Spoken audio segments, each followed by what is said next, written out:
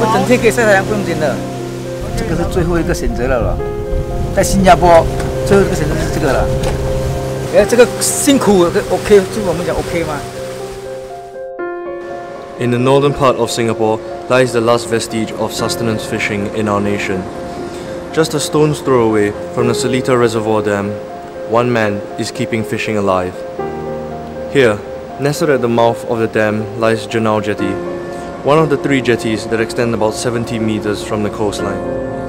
The place is a historic spot for fishing in Singapore, being the original settlement location for the Orang Seletar tribe that lived off the local waters.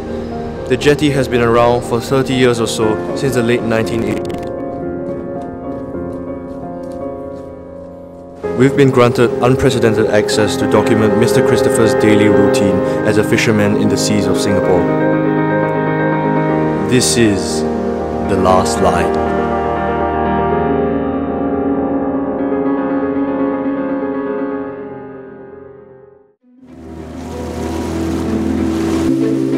We meet Mr. Christopher. Okay, hi. He's one of the rare fishermen here, still willing to talk with us about his trade. The jetty as a fishing spot has existed from the time since it was a kampong. Every morning at 7 AM, Christopher heads to the seaside to get ready for the day. Around 10 to 15 fishermen still come here regularly to fish. It's 8 AM and Christopher checks his nets for catch. From this, he determines whether to set off later at night. Fisherman is must follow by the tide one. Sometimes your luck, you have fish, you don't have fish, you don't have fish one. You cannot say you can earn how many, cannot. Sometimes you also have. Unfortunately, the biodiversity in the surrounding waters, threatened by the harmful effects of chemical dumping in the Johor Strait, is affecting Christopher's catch. Because this area, all the chemical water, sometimes the water red color come out, the fish all upside down. He looks back at the days of the past, when the fish he caught was more varied. 以前有那个克的东西很多，clam 啊、公公啊这种全部很多，还有个海参全部有，现在全部没有，lobster also have. In this area, no more. We join Christopher in the late morning at his fish farm that he helped a friend set up, which he maintains regularly at his own leisure. Despite the grueling challenges that Christopher faces in his line of work, he takes it in his stride and genuinely loves the seafaring lifestyle. Fishing is a freedom, this is like our own job it is. When asked if he would have taken a job in the city, he says he doesn't think twice about it, finding the autonomy of a profession the huge boon. 轻松了，我们比较轻松了，我们不要压力那么大嘛。因为我们这边做4个小时的，我们就没有了。Through it all, Christopher is satisfied with being his own boss. Family comes first for Christopher.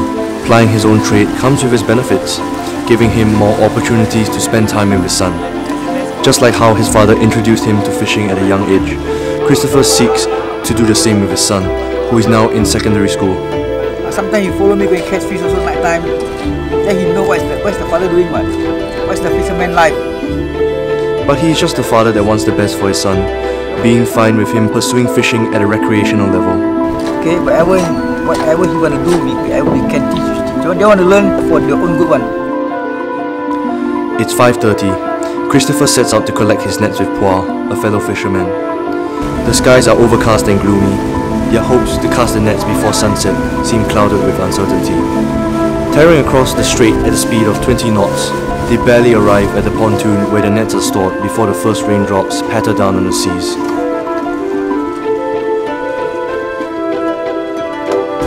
Sensing the imminent rain, Christopher suggests that they head to the fish farm to seek shelter.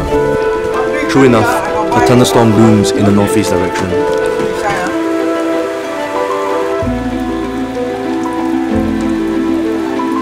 The fishermen can only wait out the storm.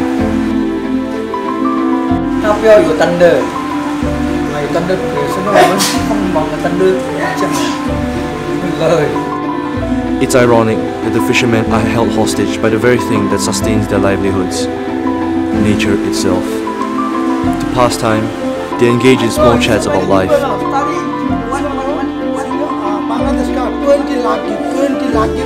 Time passes excruciatingly slowly, and Christopher is worried about not being able to cast his nets before last light. It's now 7:15. The skies are clear, but light is fading fast. Christopher explains that it's already too late for a good catch. He presses on nonetheless, heading towards waters bordering Malaysia between Punggol and Pulau Ubin. First today late already. Can I put second net? Second net is quite late. We reach at 7:15 and it takes both men the next 30 minutes to lay their nets out. Move fast or slow?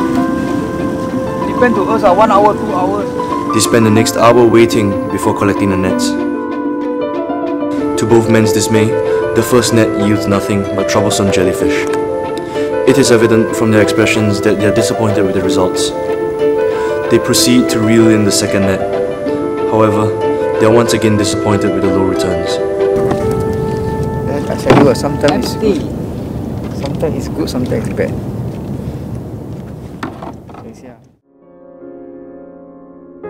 The very existence of the jetty is threatened by development works around the Lower Seletar Reservoir Dam area, with a proposed road to be built parallel to the dam in the next 5 years. How this affects the dam, however, remains unclear.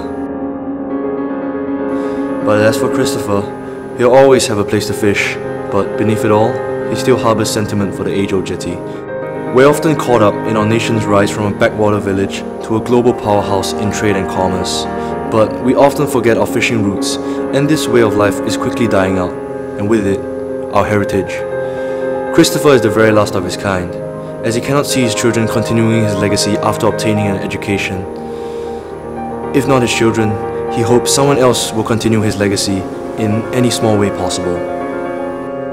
Meanwhile, Christopher speeds back to shore, undaunted, unfazed, and undeterred.